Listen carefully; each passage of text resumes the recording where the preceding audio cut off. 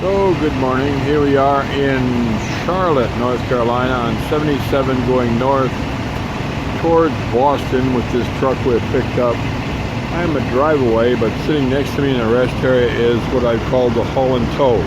You remember I talked about the haul and tow? This guy picks up fifth wheels out of the factory and delivers them to the customer or wherever.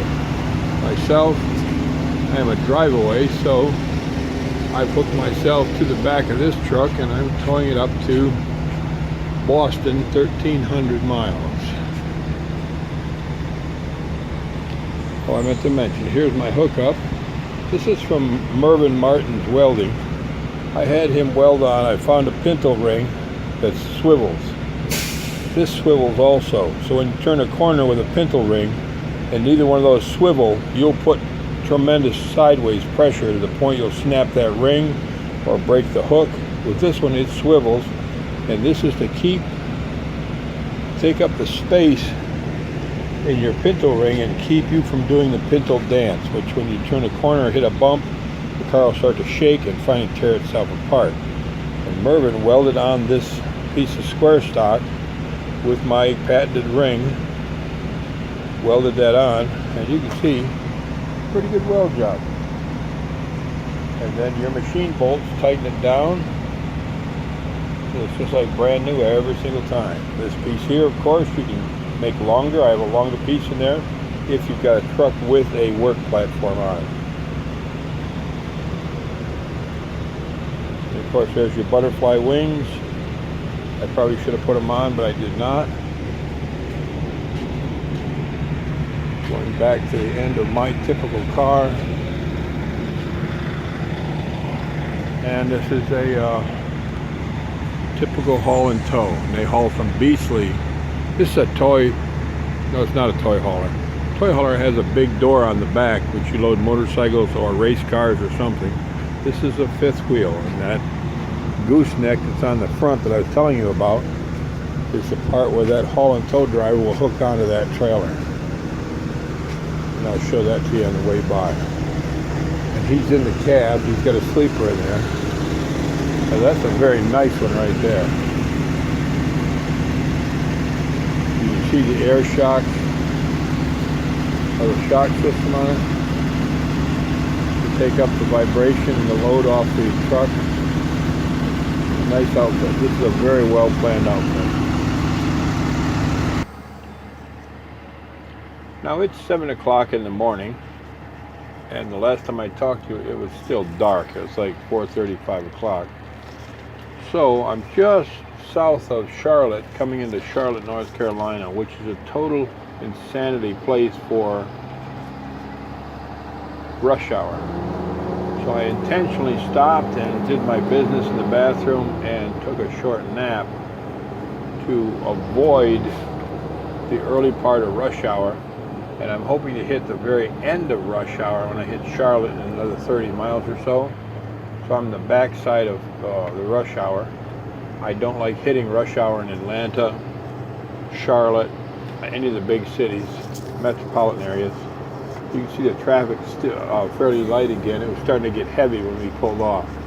So I took a little 2-hour nap and we're back out on the road again, heading towards Boston.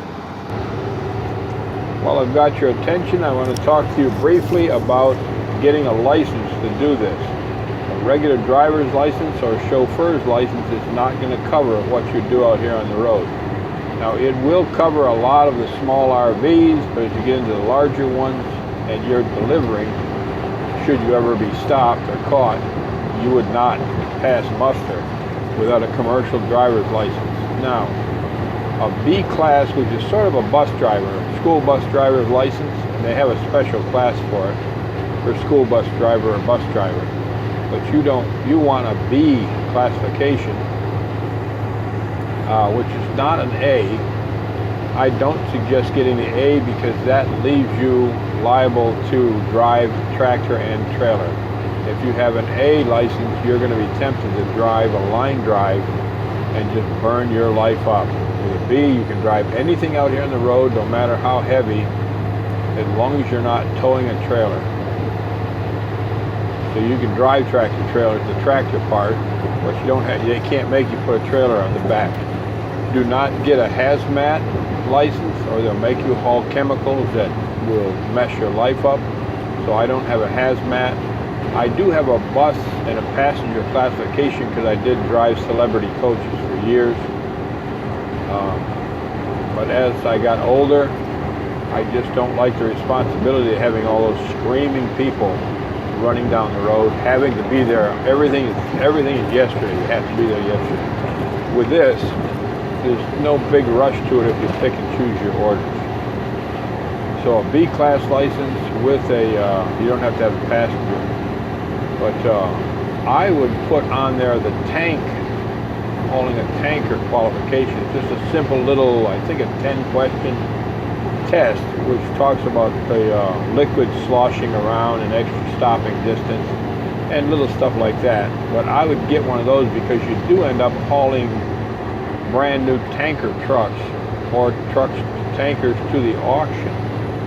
And there's decent money in that too. So you want that classification. If you can get it, it comes in helpful at times. Twix, T-W-I-X, is the entry pass to the ports. I do not have one. I will not get one. It's like a big brother extra license just to get you on the ports.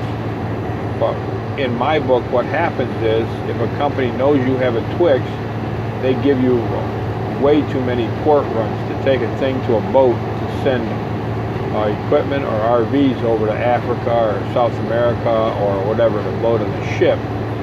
But you never really get paid for having that extra privilege. Without a Twix card, you have to get a Twix escort. And every single port has tons of them just hanging around waiting to be used. They're about 50 bucks to escort you on. But the key is each port is different from the next one in the fact that everything's in a different place. All the places, the companies that, the brokers that'll send this on the boat that contracted whatever truck you have, they're in a different place and they have a different attitude. Some of them have their own Twix drivers. You cannot bring a Twix card on, and you make sure you're reimbursed by the company before you take a Twix or a to-port job. But that Twix driver knows that port inside and out. He'll get you on and off, and they also, because they don't want to jerk around, they're charged by the hour. So much for the first hour, which is 50 bucks, and then like $25 an hour after that, which is only fair. But he'll check your paperwork before he pulls you onto the port. Because once you're on the port, you cannot get off that port till the paperwork is correct. So I have heard of people sitting there 2.5 days on the port and can't get off because something was wrong with the paperwork. That Twix driver doesn't want to do that, so he'll make sure your paperwork's correct, and you will take that in. Sometimes you take it into the broker. You just park it. Sometimes you have to take it to the broker and then to customs, and he'll tell you how to present this package to customs and what to say and what not to say, and he'll get you in and out of there as quickly as possible. Because what he wants to do is get rid of you and get you done and get on to the next one in port. The more that he can do in a day, the more money he makes. So he doesn't want to jerk around with you having the wrong paperwork. So I do not suggest getting a Twix card, regardless of how handy it puts you on the port, because it puts you on the port lost. You don't know where the hell you're going. And to make the wrong move on the port, I mean, they're after 911. These Homeland Securities, these people are crazy. And they will come stop you, impound you, tear you apart, do whatever they want to do. It's their ball game once you get on that port. I don't mind so much moving new vehicles to the port. But a used vehicle, like a bus or a crane or a heavy truck, used to the port, you'll pick it up and it looks brand new. It's all been repainted, the upholstery's good. But overseas in Africa or South America, there pretty much is no DOT, nobody to inspect these. So that thing can have a steering that just, you can't even steer the thing down the road, or the brakes are bad, or it just has been beat to death, but they have repainted it, put new tires on it, and a new driver's seat, and new steering wheel, and it looks new. Now, to some poor African in the desert, it might be new to him. He's going to drive it across the Sahara. But to you, it's a piece of junk.